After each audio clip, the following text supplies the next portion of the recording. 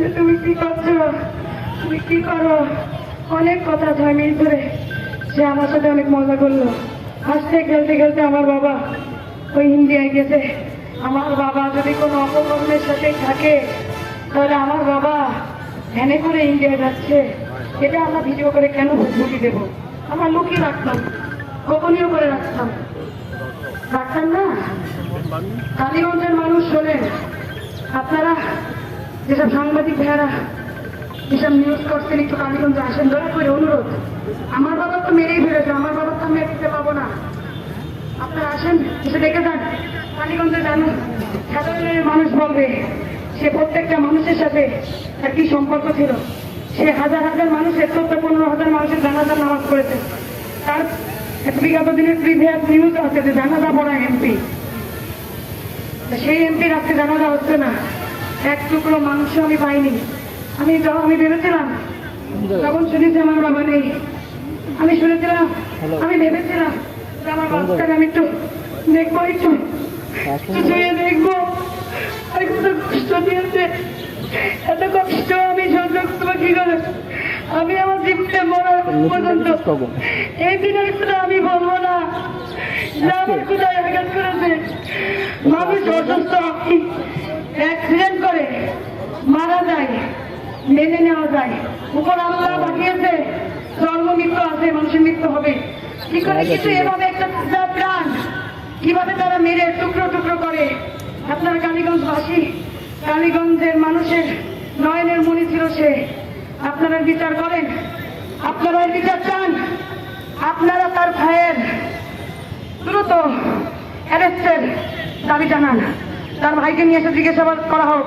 আমি আবারও মাননীয় প্রধানমন্ত্রী সহ প্রশাসনের সকল আইনমন্ত্রী, স্বরাষ্ট্রমন্ত্রী মহোদয় সবাইকে বলতে চাই, তার ভাই পর্যাপ্ত পৌরসভার মেয়র, তার তো পালানোর সুযোগ নেই। তার দিকে নিয়ে এসে জিজ্ঞাসাবাদ করেন, তাকে অ্যারেস্ট করেন। কেন তার ভাই সব পাপ কর্মের সাথে লিপ্ত, তাকে দ্রুত সময়ের মধ্যে অ্যারেস্ট করে নিয়ে আসেন।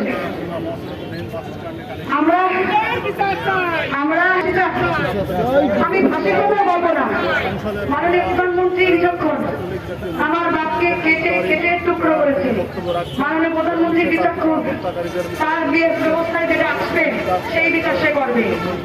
আমার বিশ্বাস সে আমার মায়ের মতন, আমি তার সন্তান, সে আমার একমাত্র অভিভাবক। আমার কেউ নেই, আমার একমাত্র মাননীয় প্রধানমন্ত্রী, সে আমার একমাত্র অভিভাবক। সে আমার বাবাকে ভালোবাসত, তাই যদি সে এত কিছু করেছে, 2 দিনের মধ্যে খুঁজে বের করেছে। এটাই আমার বড় প্রাপ্তি। সে যেই বিচার করবে সেটাই নিচ্ছ। আমি বলবো না ফাঁসি কিনা, আমি বলবো না, সর্বোচ্চ বিচার করবে। এবং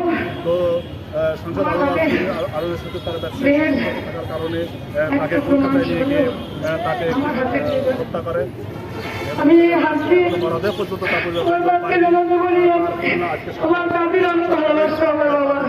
আমি আমার নাতির বাচ্চাটাকে খুব করে দিয়েছি।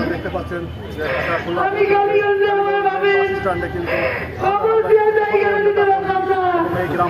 সেটাই খবর দিয়ে আমি ওকে বলবো, আল্লাহ তুমি তাই করো, তুমি আমার বাপকে দেখো। আর ওকে আমি দেখতে পারলাম না। আপনারা সবাই এই সর্বোচ্চ বিচারে কথা বলবেন এবং এক টুকরো মানুষ আমার হাতে দিয়ে যাবে। আমি তার সন্তান, আমার একটাই পরিচয়, আমি আমার কোনো পরিচয় নেই। আপনারা বিচার চান, বিচার চান, ফাঁসি যাবেন আপনারা, আপনার সর্বোচ্চ বিচার চাবেন। এবং তার সাথে যেই যারা হত্যা করেছে, তারা কষায়, তাদেরকে সর্বোচ্চ শাস্তি দিতে হবে। তাহলে আজকে আপনাদের পরিবারের কেউ এইভাবে হত্যা হতে পারে। আপনারা আমার বাবার জন্য দোয়া করবেন, সবাই সবাই অন্তর্বিশ্বাস থেকে দোয়া করবেন। আর যদি কোনো ভুল করে থাকে আমার বাবা চলার পথে, মানুষের যদি কোনো কষ্ট দিয়ে থাকে, কোনো ভুল ত্রুটি হয়ে থাকে, মানুষ মাত্রই ভুল হয়, ভুল ত্রুটির বাইরে কেউ না।